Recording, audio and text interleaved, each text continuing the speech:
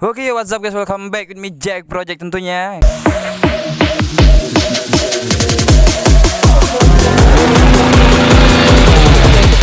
Sipping on my lean and I'm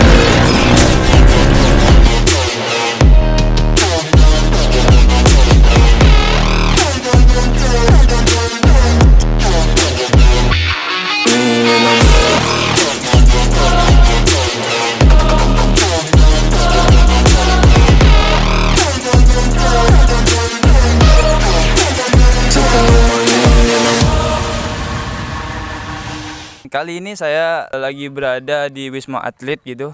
Tapi kali ini tuh Wisma ini lagi sepi juga. Jadi saya review di depan halamannya Wisma Atlet. Jadi kali ini saya bakalan kasih tahu sesuai dengan postingan saya yang kemarin di Instagram. Kalau teman-teman lihat di story, saya bakalan bagiin seputar tip and triknya ngemodifikasi seperti si Baby Brave Fiction Supermoto gitu. Ini yang saya ketahui dan yang pernah saya alami gitu. Oke, sebelum itu buat teman-teman selamat menjalankan ibadah puasa, semoga puasanya lancar dan jangan bolong-bolong ya gitu. Dan kali ini saya bakalan memberi sedikit tip and triknya lah gitu. Kalau menurut saya tip and triknya biar teman-teman nggak salah saat memotong atau membeli part-part apa aja yang harus teman-teman beli dulu gitu kan, seputar si Baby Brave. Yang pertama kali ini yang bakalan kita bahas itu adalah apa aja sih yang harus kita persiapkan sebelum kita memodifikasi gitu kan. Jadi yang pertama yang harus kita persiapkan itu adalah yang pertamanya itu niat coy. Niat yang paling penting, yang paling utama, konsisten dengan niat teman-teman ingin memodifikasi motor gitu. Karena teman-teman merubah motor itu dari wujud aslinya tuh seperti fiction gitu kan, dan dirubah menjadi supermoto, teman-teman harus menerima konsekuensinya gitu, harus menerima kekurangannya dan apa kelebihannya gitu coy, dan harus menerima nyinyiran dari netizen gitu coy. Jadi dari yang saya alami dan pengalaman yang saya lalui gitu kan seputar modifikasi fiction supermoto tuh banyak banget, beneran banyak. Jadi makanya dari itu saya bakalan ngebagiin tip and triknya gitu kan. Yang pertama itu termasuk dari tip and triknya itu yang penting itu niatnya coy gitu kan. Yang kedua teman-teman harus siapin mental teman-teman, karena kalau teman-teman nggak kuat untuk ngemodifikasi motor ini bakalan jadinya tuh setengah-setengah, teman-teman bakalan down di pertengahan jalan untuk memodifikasi itu coy. Karena gini coy, pastinya saat kita memodifikasi motor gitu kan, tentunya motor itu nggak bakalan 100% bakalan langsung jadi wah gitu, nggak bakalan, dia harus perlahan-lahan. Karena seperti di video-video yang saya pernah ngebahas si Baby gitu kan, si Baby tuh awalnya tuh memang kalau saya bilang tuh cringe coy. Cringe tuh gimana ya, kayak pisang gitu coy, nggak enak banget untuk dipandang. Tapi secara perlahan-lahan saya dengan sabarnya, dengan penuh semangatnya untuk memodifikasi si Baby Brave, dan apalagi dengan support dari teman-teman kan di channel YouTube Jack Project gitu, makanya tuh saya lebih semangat untuk memodifikasi si Baby itu. Apalagi kalau teman-teman yang belum subscribe ya subscribe dulu gitu kan, subscribe dulu di bawah biar si Baby kedepannya bakalan makin bisa menjadi lebih istimewir lah gitu pokoknya coy gitu. Dan yang ketiga tadi yang kedua nih, yang ketiga tipnya lagi teman-teman harus mencari dulu part apa aja yang harus teman-teman cari gitu kan. Contohnya yang pertama teman-teman harus siapin dulu seperti tangkinya, terus bodinya gitu kan, dan seperti joknya gitu, fakbornya, segala macamnya lah seputar part yang ada yang bakalan teman-teman ganti gitu. Teman-teman harus cari tahu dulu referensinya tuh dari mana gitu kan. Misalnya teman-teman menjadikan Baby Brave ini sebagai referensi, oke, teman-teman bisa langsung DM saya, bang apa aja part-part di Baby Brave yang diganti gitu, bakalan saya kasih tahu coy gitu. Dan yang keempat ini adalah bengkel. Dimana bengkel teman-teman bakalan mau nge-custom motor itu gitu, teman-teman harus mempercayakan semuanya ke tukang bengkel itu gitu. Dan teman-teman jangan sampai udah ninggalin motornya di bengkel dan teman-teman tinggalin pulang dan teman-teman cuman menerima bersih, ya bang pokoknya harus jadi kayak gini. Jangan. Kalau bisa teman-teman itu pas saat memodifikasi harus diperhatiin motornya gitu, harus dicek lagi kira-kira bengkel ini tuh bakalan jadinya seperti apa sih motornya gitu, apa aja sih yang dirubah. Nah, teman-teman harus cek lagi gitu, harus diberi penjelasan juga kepada tukang bengkel itu gitu, mekanik yang ada di bengkel itu gitu. Karena nggak semuanya mekanik itu mengetahui soal modifikasi coy gitu. Semuanya kembali lagi sesuai selera teman-teman. Itu tip yang keempat tadi, teman-teman harus mencari bengkel yang benar-benar teman percayain untuk memotong rangka gitu coy. Apalagi si baby gini kan semuanya itu masih injeksi dan masih full sensor-sensornya. Kalau teman-teman pengen ya kalau bisa ya tetap nyala gitu coy, seperti normalnya gitu kan, kayak si baby gitu semuanya sensor-sensornya alhamdulillah masih normal gitu. Dan yang kelima dan yang harus teman-teman perhatiin lagi saat merubah motor teman-teman menjadi supermoto kayak si baby ini, itu dari posisi kaki-kakinya. Panjang dari ban depan dengan ban belakang itu harus diukur lagi panjangnya biar nggak terlalu panjang ataupun terlalu pendek, karena itu bakalan mempengaruhi teman-teman saat berkendara gitu. Kenyamanannya seperti apa, saat belokannya, saat corneringnya itu seperti apa saat teman-teman menggunakan motor. Kalau teman-teman memang benar-benar teman-teman ukur panjang ban depan sama ban belakangnya itu ukuran ininya tuh panjangnya seberapa gitu. And then yang keenam, masalah ke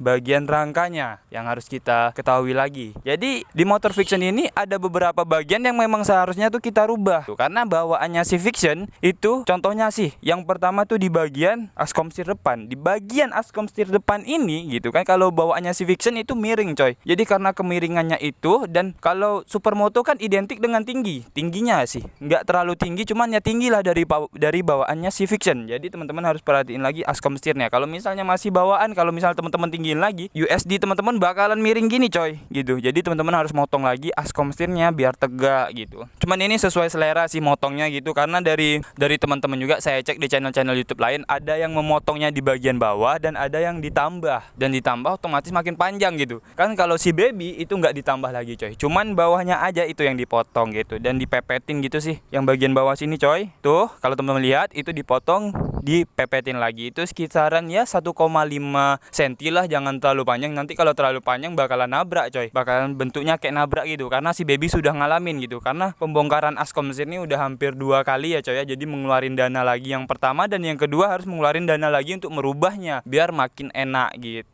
Dan selanjutnya tadi kan yang di depan, tadi yang kelima, sekarang yang keenam coy. Yang keenam teman-teman harus perhatiin lagi itu bagian rangkanya. Tip yang keenam teman-teman harus perhatiin rangkanya, karena di sini rangkanya itu nggak seperti rangka si Vixion lagi ya coy ya. Rangkanya itu harus dirubah nyesuaiin sama posisi jok dan bojinya coy gitu. Dan teman-teman gini ya, sekarang kali ini kita buka aja coy joknya si baby, karena ini bautnya hilang coy ya. Jadi joknya ini teman-teman harus nyesuaiin rangkanya sama posisi joknya. Seperti apa posisi joknya gitu coy. Jadi ntar jangan sampai joknya ngikutin rangka. Kalau joknya ngikutin rangka, kalau rangkanya turun ya turun gitu. Jadi teman-teman harus nyesuaiin sama posisi joknya, karena joknya ini udah pasti posisinya pas sama si tangkinya. Dan harus ngepasin plek.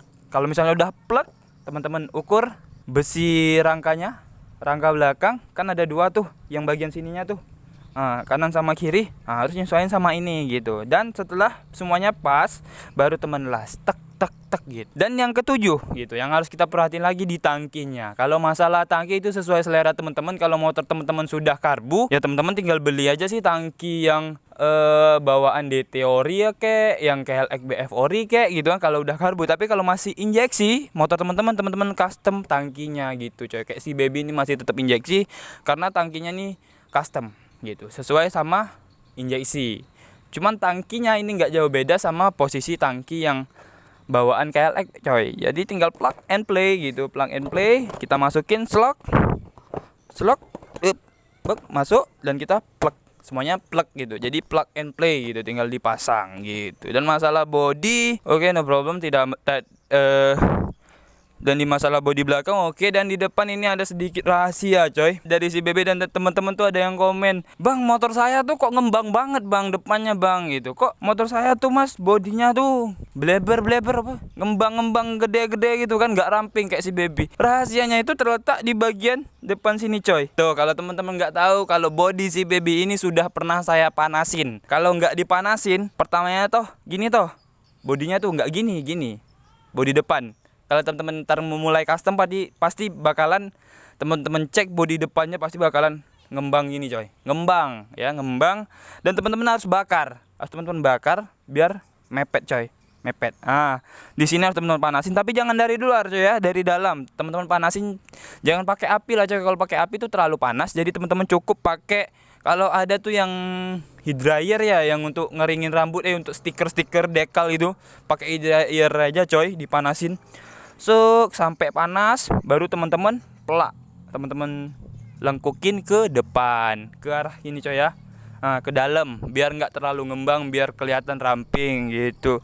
Itu rahasianya kenapa si baby ramping coy gitu. Terus besi bagian bawah untuk skru yang baut yang pemegang bodi depan ini ya jangan terlalu panjang ya, jangan terlalu keluar, karena kalau terlalu keluar bakalan ngembang juga coy gitu. Terus di bodi belakang juga yang bagian dalamnya ini, baut yang ini jangan flatnya tuh jangan sampai terlalu keluar gitu kan. Dan lagi tip and triknya lagi ini yang ke-8 coy, 8 ya. Dan yang ke-8 itu masalah knalpotnya sih, masalah knalpotnya. Jadi dari teman-teman tuh banyak banget yang saya cek sih, yang saya lihat dari modifikasi Vixion Supermoto, knalpotnya tuh masih di sini tuh, di sini coy, di dalam. Entar kalau pas di bagian rangka sini itu keluar sini besinya. Kenapa harus keluar? Karena bawaan si Vixion itu rangkanya rada sedikit mepet.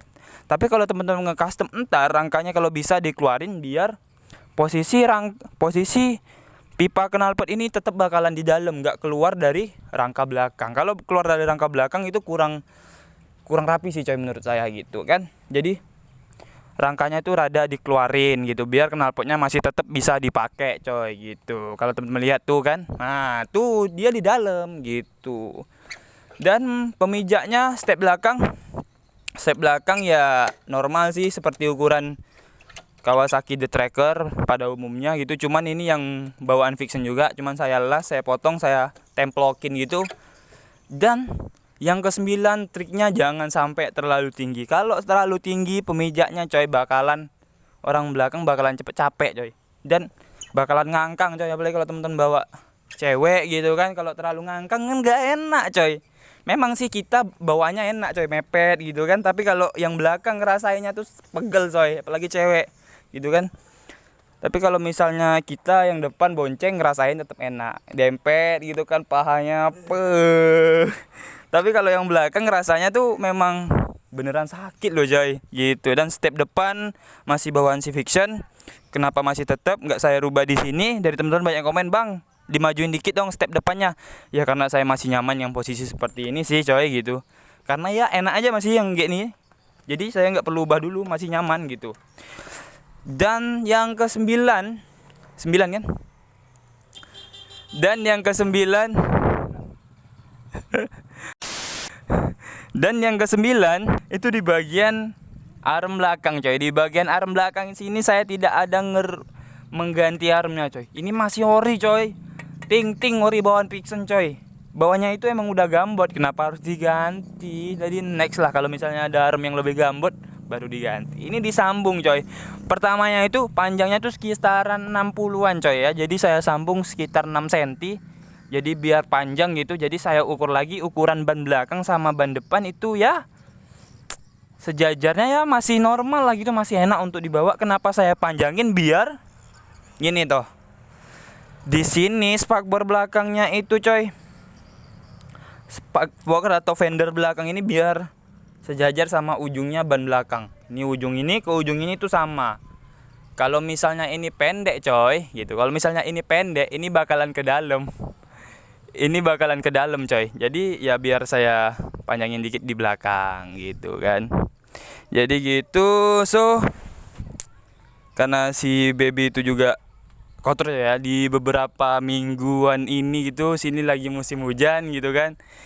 Jadi ya mau nyuci misalnya sore ntar kotor lagi, malamnya hujan sampai subuh ntar cuci kotor lagi, ya gini lah kotor, nggak apa-apa lah coy. Yang penting ya sedikit lah ilmu buat teman-teman kan gitu. Oke coy. Terus tromol semua masih pakai bawaannya Vixion, nggak ada rubah. Cuman di depan itu pakai kaliper Vario coy ya, Vario yang lama gitu, Vario lama. Dan belakang masih pakai kaliper bawahnya Vixion.